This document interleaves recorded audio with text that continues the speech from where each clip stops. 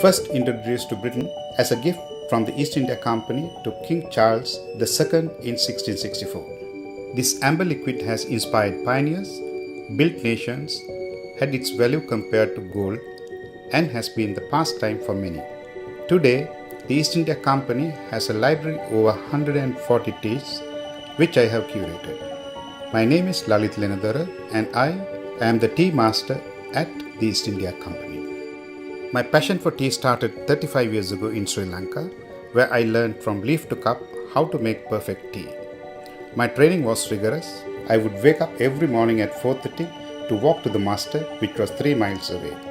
My first lesson was in plucking the perfect tea leaf, where I scoured the bushes looking for the ideal tender leaf from which to brew the perfect cup. At first, I was very slow, but eventually it became instinctive. I then learned how to process the leaf so that it was dried perfectly and ready to be infused with hot water. Following my training and several years of planting experience, I became an executive director, managing 22 estates and over 24,000 hectares of tea plantations in Sri Lanka. During this time, I would sample more than 200 cups of tea each day, allowing me to develop and finely tune my palate. Developing a blend of tea is an art.